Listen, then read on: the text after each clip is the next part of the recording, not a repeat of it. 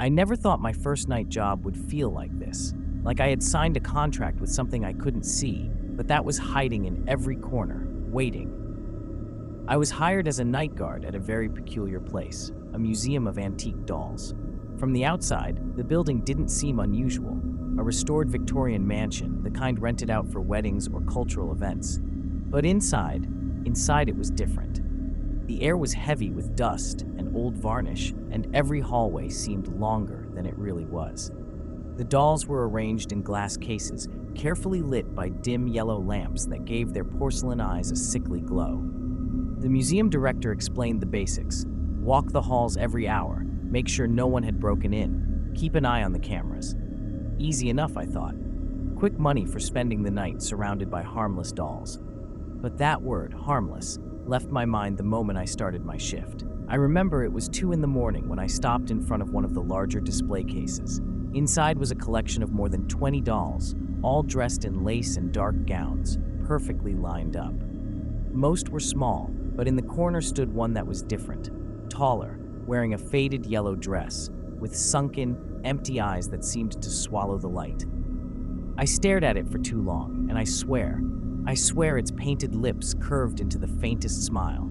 I shook my head, laughed at myself, and kept walking. But then I heard something, a sharp tapping sound, like a finger knocking on glass. I froze. The sound had come from the display behind me. Probably just the wood settling, I muttered, but I didn't dare turn around. I kept walking, my pulse racing, until I reached the porcelain doll gallery.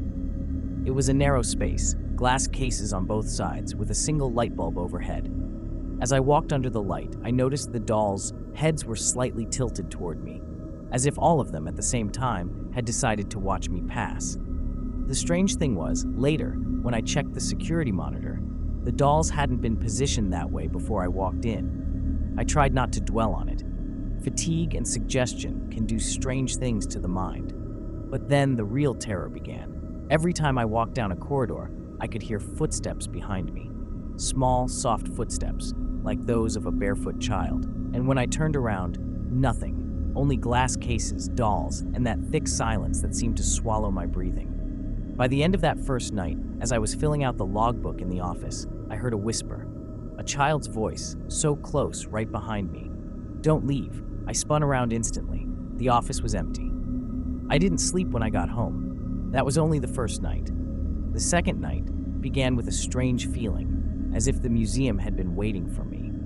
The moment I stepped through the main door, the air felt heavier, charged with a damp smell, like a room that had been locked away for years. I turned on my flashlight and began my rounds. This time, I decided not to linger near the larger display cases, but no matter which hall I entered, I could feel the dolls' eyes pressing against my back. It wasn't imagination. I felt it, the kind of stare that makes your skin itch and your spine tighten. Around midnight, the cameras started acting strange.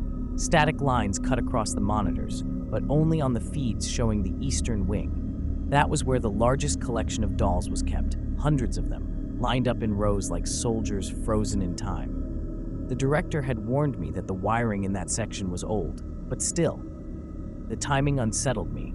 I went to check, flashlight in hand. The hall was quiet, too quiet. Normally you could hear the faint hum of the old lamps, but there was nothing. Silence pressed down on me like a weight. And then, halfway through the corridor, I saw it. One of the display cases was fogged up, as though someone had breathed on the glass from the inside. I approached slowly, my chest tightening. At first, I thought it was just condensation, until I noticed a word traced into the mist. 4 letters, stay. I stumbled back, nearly dropping the flashlight. My hands shook so badly I could hardly hold it steady. When I raised the light again, the fog was gone. The glass was perfectly clean, as if nothing had been there. I wanted to leave right then, but I forced myself to keep going. I told myself I had to prove it was just exhaustion, that I wasn't losing my mind. But the further I walked, the worse it got. The footsteps were louder that night. Not faint anymore, clear, deliberate, always a few steps behind me. I spun around again and again, and there was nothing, except the dolls. I swear some of them weren't in the same positions as before. Their tiny heads tilted at sharper angles, their hands pressed against the glass, fingers slightly bent, as though they were trying to reach out. By 3 in the morning, I reached the long corridor where the larger doll stood, the one with the yellow dress and hollow eyes. I froze in place. The case was empty. The doll was gone. I turned my flashlight frantically, sweeping the beam across the floor, the walls, the other displays. My throat tightened and the beam caught something in the corner, a small shadow, moving, darting just out of sight. And then the laughter started, a child's laugh, high-pitched, playful, but stretched in a way that made it sound wrong, unnatural. It echoed through the corridor, bouncing off the glass, coming from everywhere at once. I ran back to the office, slamming the door behind me, locking it with trembling hands. I sat in the chair, my pulse racing so hard I thought my chest would burst.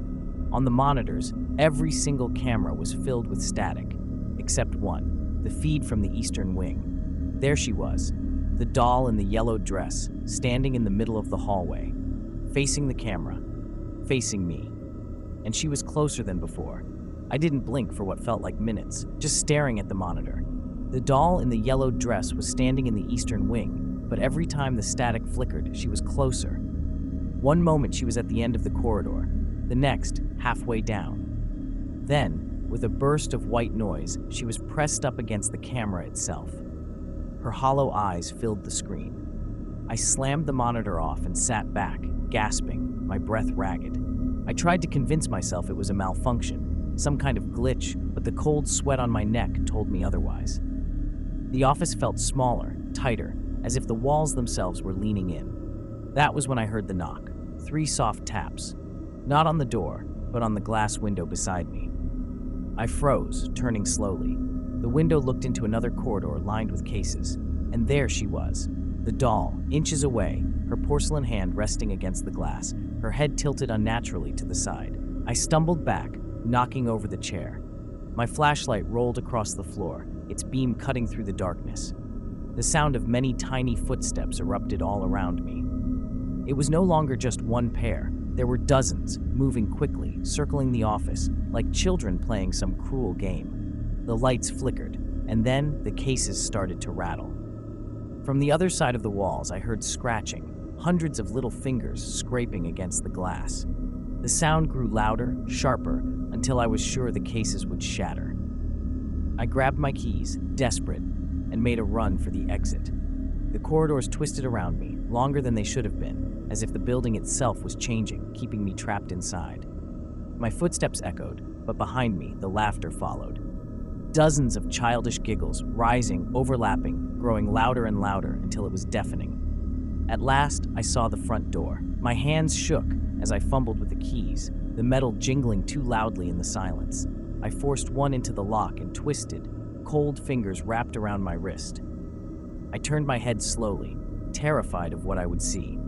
The doll in the yellow dress was standing behind me. No glass, no case between us now.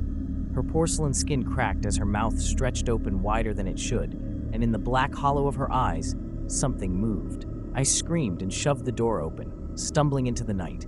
I didn't look back. I couldn't. I ran until my lungs burned and my legs gave out. I quit the next morning. I didn't go back for my final paycheck.